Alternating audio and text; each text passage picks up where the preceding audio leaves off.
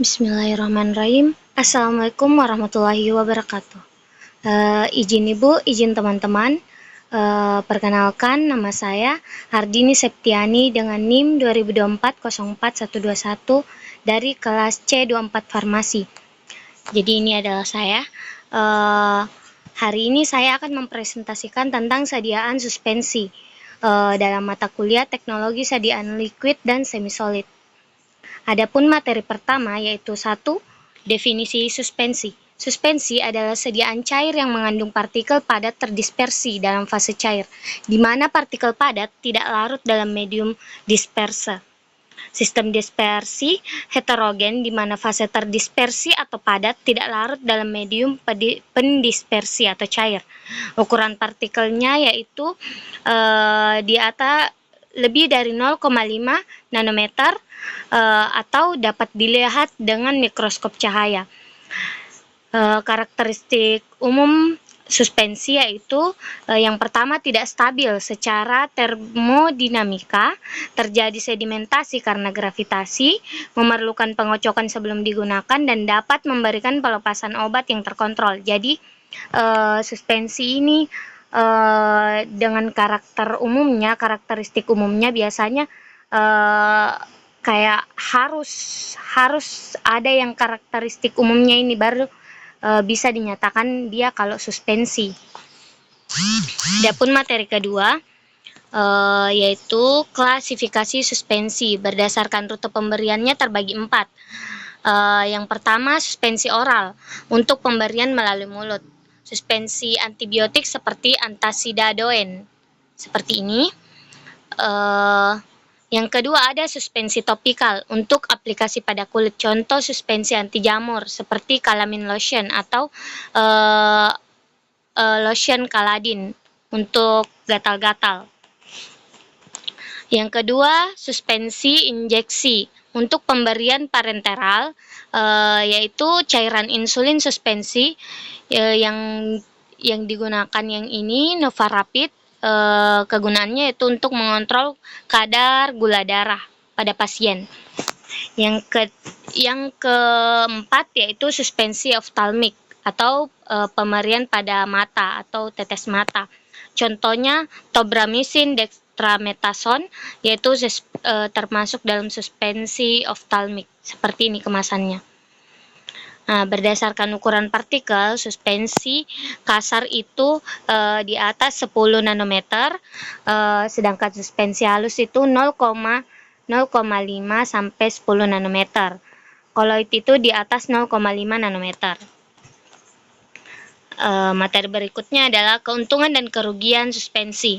Yang pertama, keuntungan. Keuntungan suspensi yaitu mudah ditelan, terutama untuk anak-anak dan lansia.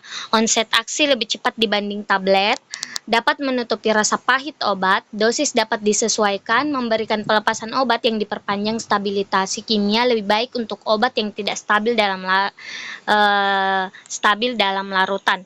Yang kedua, kerugian, tidak stabil secara fisik atau terjadi sedimentasi, memerlukan pengocokan sebelum digunakan, sulit dalam hal akurasi dosis, pertumbuhan mikroba lebih mudah, dan viskositas tinggi dapat mempengaruhi porability, dan memerlukan packaging khusus untuk suspensi. Teori dasar suspensi. Yang pertama, stabilitas fisik. Hukum Stokes menjelaskan kecepatan sedimentasi V sama dengan 2R pangkat 2 dalam kurung PS dikurang PL G per 9N. V itu kecepatan sedimentasi, R itu jari-jari partikel, dan PS itu densitas partikel. PL adalah densitas medium, G adalah percepatan gravitasi, dan N viskositas medium. Yang kedua, faktor yang mempengaruhi sedimentasi. Biasanya ukuran partikel semakin besar, biasanya semakin cepat. Semakin besar partikelnya, biasanya penyerapannya semakin cepat. Perbedaan densitas fase, viskositas medium, dan temperatur. Yang selanjutnya adalah fenomena dalam sedimentasi. Itu ada 4: sedimentasi, flokulasi, sedimentasi, flokulasi, deflokulasi, dan checking. Sedimentasi itu biasanya terjadi pemisahan karena partikel gravitasi. Terbentuknya endapan di dasar wadah dan dapat dicegah dengan suspending agent. Contohnya seperti ini.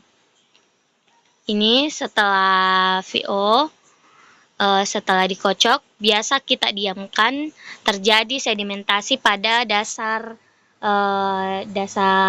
suspensi. Yang kedua, flokulasi. Flokulasi biasanya itu terjadi agregasi partikel membentuk flok. Yang kedua, endapan mudah terdispersi kembali, diinginkan dalam formulasi suspensi. Yang ketiga yaitu deflokulasi. Partikel terpisah individual membentuk sedimen padat atau caking atau sulit terdispersi kembali. Nah, kalau di sini yang terakhir yaitu caking, pembentukan massa padat yang sulit didispersikan, hasil dari deflokulas yang berkepanjangan dan harus dihindari dalam formulasi. Jadi caking ini harus dihindari dalam suspensi biasanya. Materi selanjutnya yaitu bahan tambahan, suspensi agent.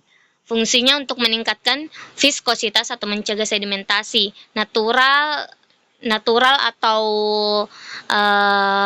biasa dari herbal itu seperti tragakan, akasia, agar, alginat, gom Arab, akasia atau gom Arab. Semi sintesis yaitu CMCNA dan HPC, HPMC, dan sintesis yaitu karbomer, PVP, dan koloid silika.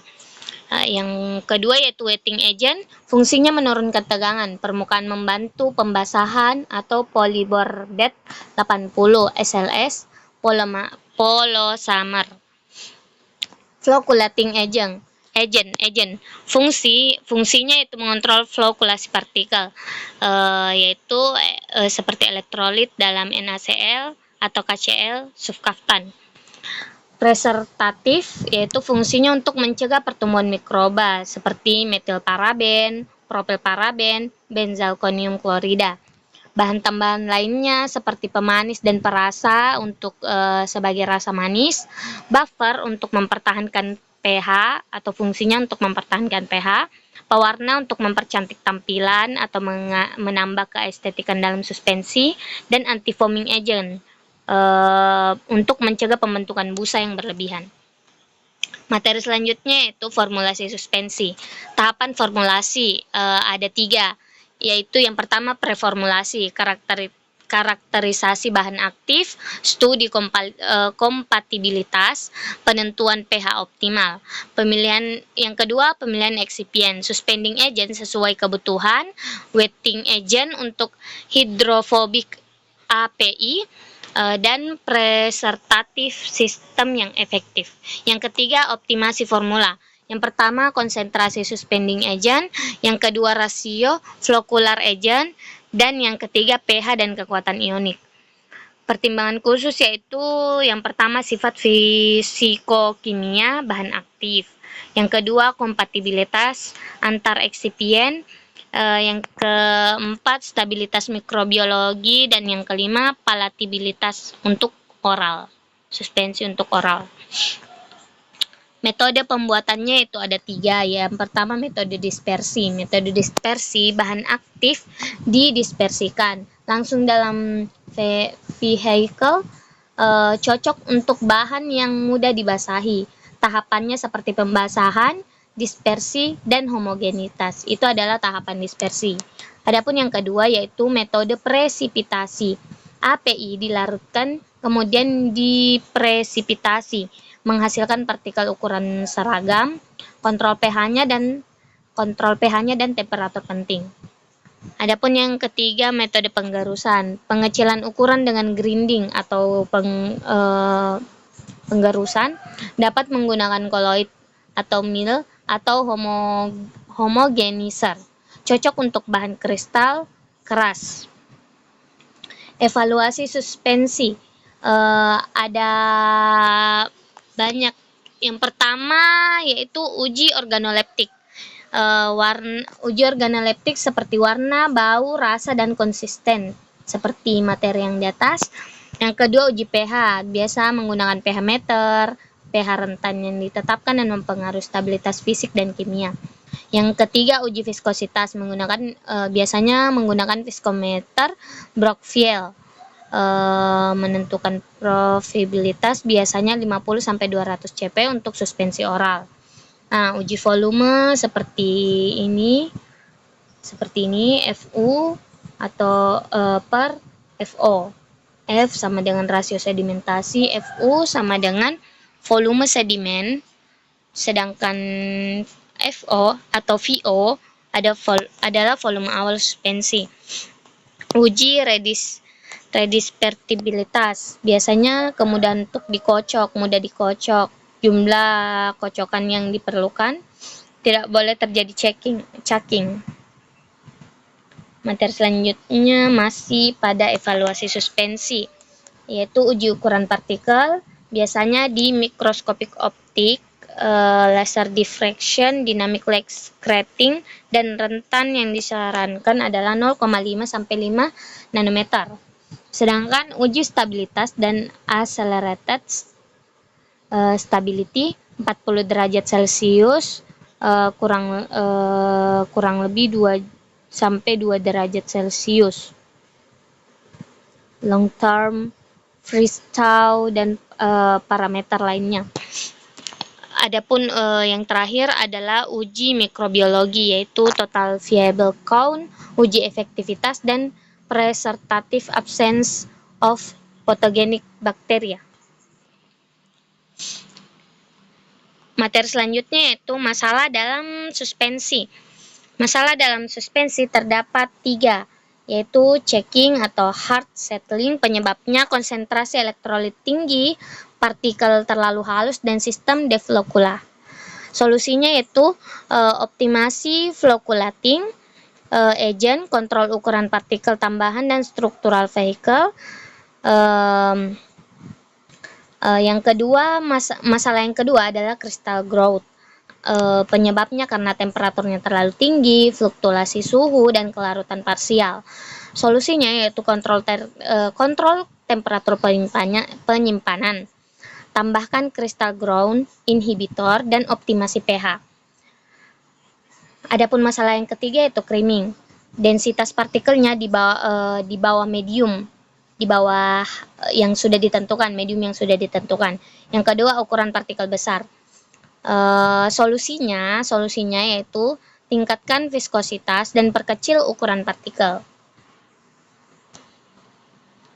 Materi selanjutnya yaitu quality suspensi, quality control suspensi, spesifikasi suspensi oral, appearance homogen dan tidak ada partikel kasar. pH adalah sesuai spesifikasi, umumnya 4-8 pH-nya. Viskositas 50-250 cp, volume sedimentasi F lebih dari 0,9. Redistibilitas seperti tadi, mudah dikocok, assay 90-110 dari label claim. Uniformity of dosage unit, RSD-nya di bawah kurang dari 6%. Microbial limit itu kayak sesuai semua yang dilakukan dalam percobaan ini sesuai dengan farmakope.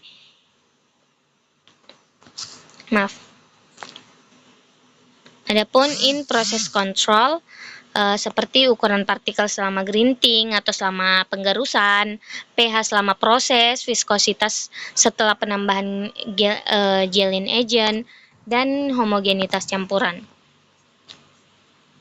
Materi selanjutnya adalah kemasan dan penyimpanan. Yang pertama, kemasan.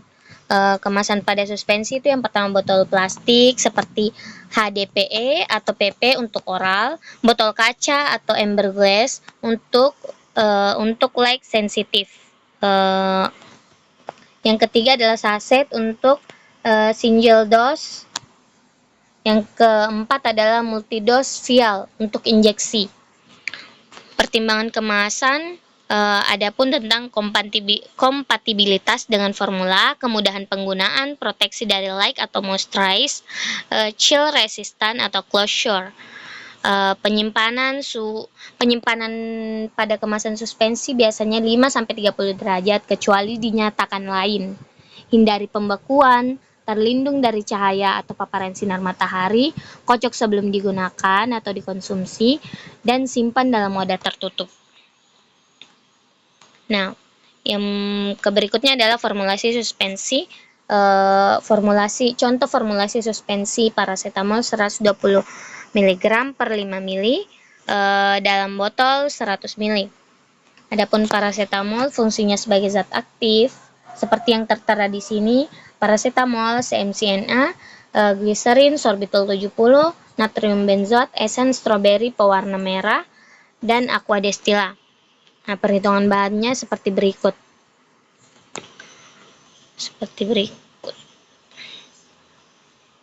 Nah, formulasi suspensi paracetamolnya, cara pembuatannya: tahap pertama, persiapan, sterilisasi semua alat yang digunakan, siapkan semua bahan, kalibrasi.